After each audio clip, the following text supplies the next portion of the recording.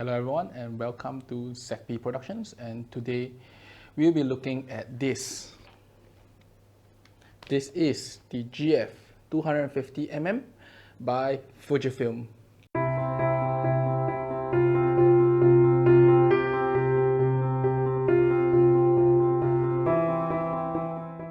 The GF 250mm represents Fujifilm's longest telephoto prime you can get in the market for the GFX series of camera.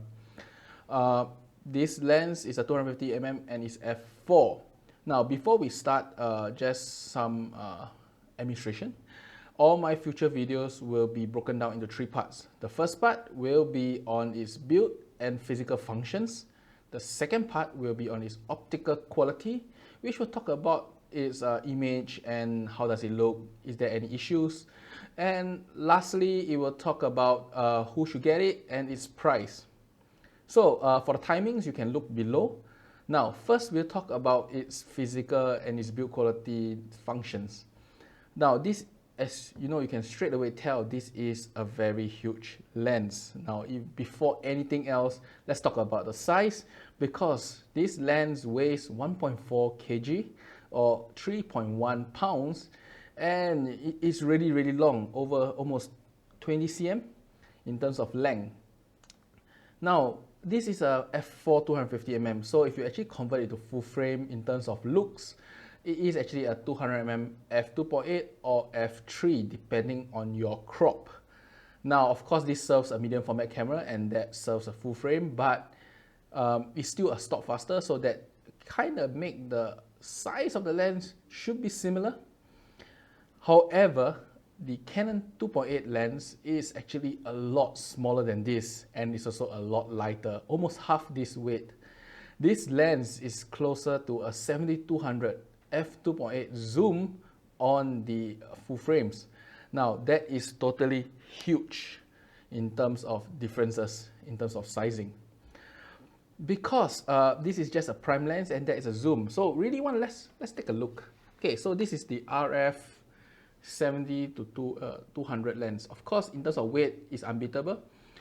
This weighs only about a kg and it's a 70-200 f2.8. Now, look at it in terms of weight and size.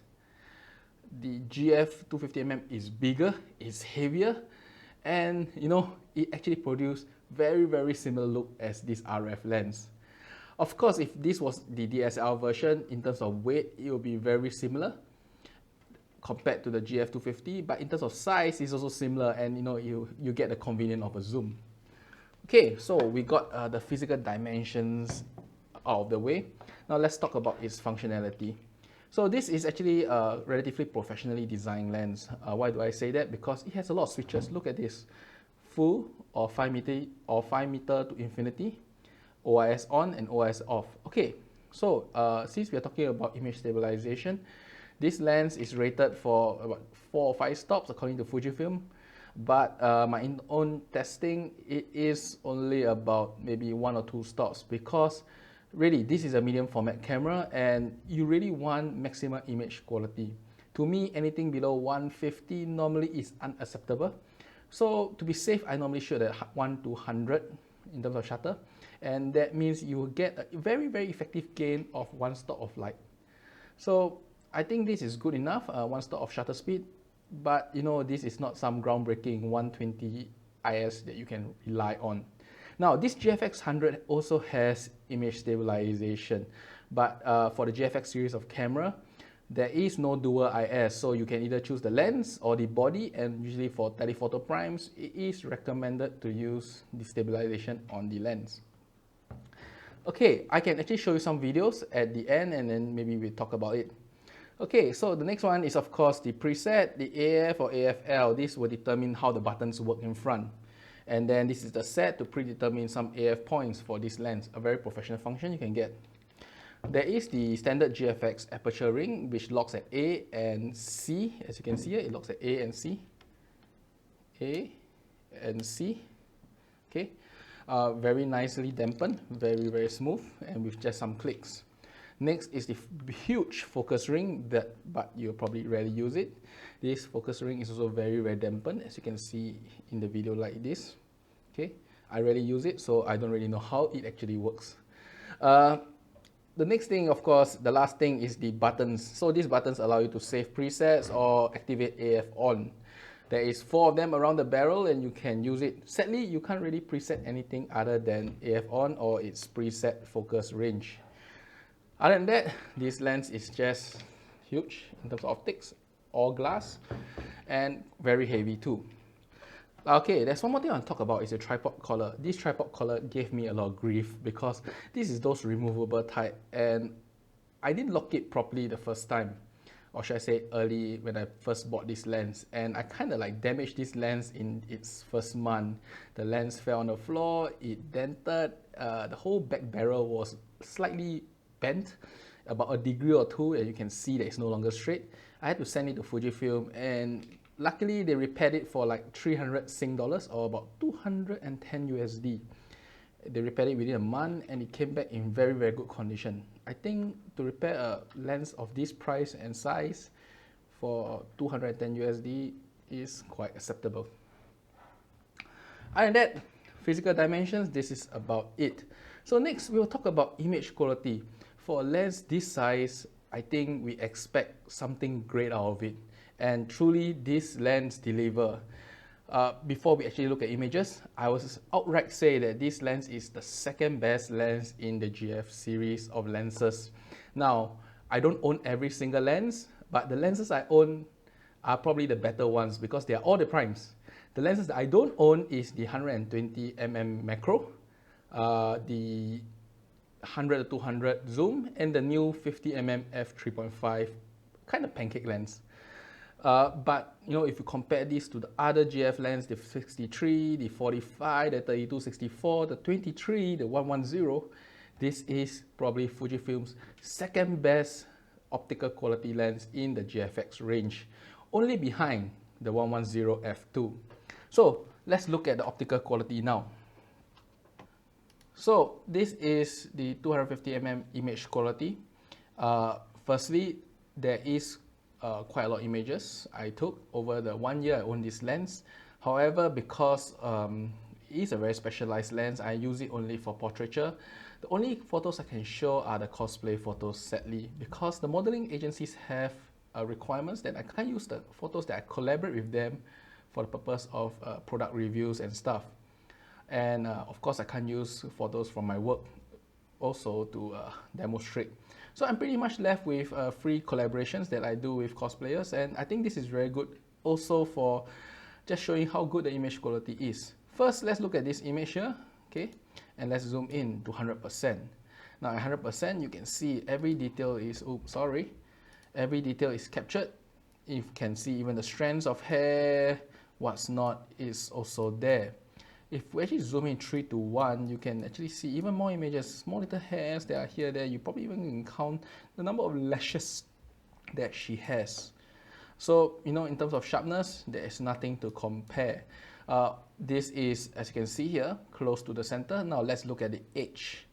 This flag is, I won't say at the corner, but it's at the edge of the lens, and you can tell straight away that the edge is sharp. If we zoom in 3 to 1, you can even count how many stitches are there on the edge itself. Very, very impressive quality if you ask me. Now, since we're at the corner here, this is also the best time to talk about CA. Now, if we look at 1:1, you really can't tell any form of CA on the lens itself. Look at the edges, there is really no CA. Now, of course, if you look at 3:1, you can probably see a little CA, but I'm not really sure is it color bleeding or CA themselves. But if you look at all these edges here, you can see a little tinge of green, just very slight tinge of green. But do you notice that there is no gray line that is normally accompanied by CA correction? It does show that the amount of optical correction that is done at software, amount of software corrections that's done is quite little. If you look at the silver bar here, there's almost no CA on this bar at 3:1. It shows that this lens, at least in lateral CA, is extremely corrected. Now moving on, let's look at the bokeh itself. Of course, you know, 250mm or 200mm lenses are, when used for portraiture, are very nice because they give great compression and interesting bokeh. This lens bokeh on general is quite smooth. You can see there is no very jarring elements. If you look at all these bright little dots here, they are smooth, no onion ringing whatsoever. But the most important thing of this bokeh, if you notice, is that there is no of this disgusting green or magenta tint in the bokeh itself, or what we call as longitudinal CA. Normally in bokeh balls, it's very common to find this longitudinal CA, and it is actually quite hard to correct. And if we actually go to, like, say, look at these silver bars, which are very prone to longitudinal CA, there's almost none. And let's look at all this that is glowing. Notice that? Okay, you notice that this very slight yellow. I'm not really sure, is it CA or is it just the sun? Because this is of course a slightly warm photo, but it's just the glass that is green. So you can really tell there's no known, not very serious longitudinal CA or at least something that you can see easily. And don't forget, this is at 300% still.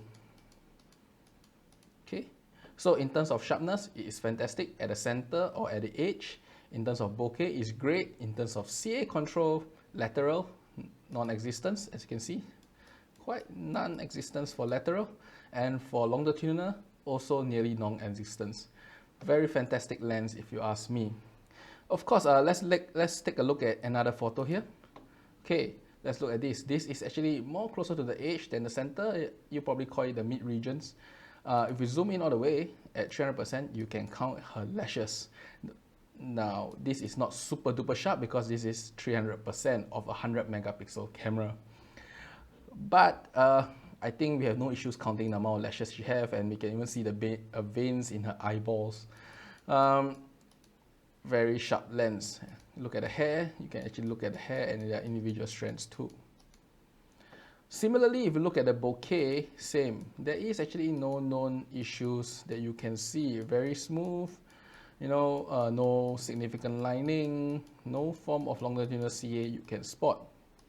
And this is actually a bright daylight, as you can see again, all the way to her shoes here. There is no lateral CA. And look at the bokeh here, there is no longitudinal CA. So all in all, this lens is optically almost perfect if you ask me. The only lens that actually performs better than this lens is the 110, and that's because it is even sharper than this lens. But in terms of CA control, this lens is as good as it gets. I really can't tell the difference between it and the 110. Now, I'll put some of the photos behind at the end of the video to let you guys look through. If not, this is really one of the best lenses in terms of optical quality. Okay, so the last part, going back to the pricing and how I feel, this lens is very expensive. This is a medium format lens, and medium format lenses are not known to be cheap. This lens costs on B&H today $2,799 USD. In Singapore, you can get it probably about 4.1K, 4.2K SGD at street price. That is very expensive. And when I first purchased this lens, it is about 4.7K to 4.8K then, about 3 months after its launch. If you ask me, for a 200mm lens, this is expensive investment. It costs more than even most 70-200 f2.8 full-frame lenses. Even though yes, it's a medium format and it has outstanding optical quality. Now, from my own opinion, I would say as if you buy a GFX system, the first lens you should get is definitely not this. This is something you will get like the second or third lens. If anything, for portrait purposes, I will prefer the 110 in most situations. In fact, I think like 40 to 50% of all my portraits are shot with the 110, while this lens represents only about 20 to 30%, while the rest, is taken by the other lenses. It's really a small portion of portrait photos that I use this lens with, because it's 200mm, it requires a lot of space.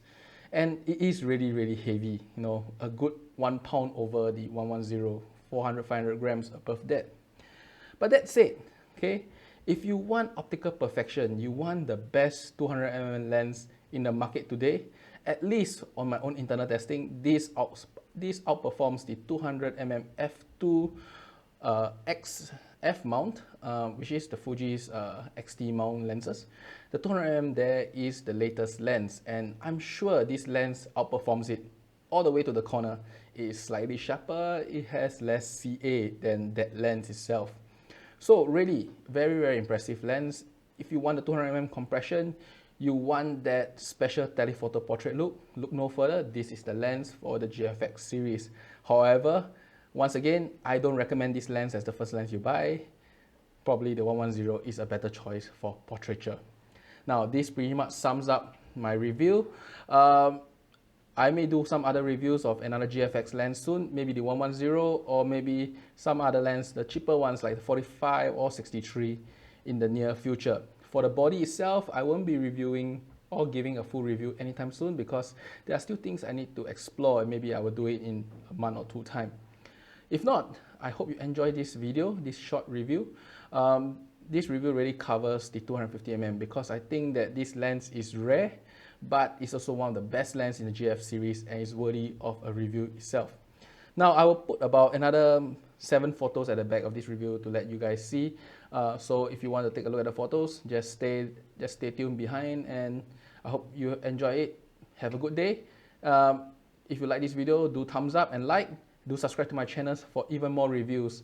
So I'm doing a lot of reviews for the GF series and the new Canon RF series of cameras and lenses. So stay tuned and see you next time.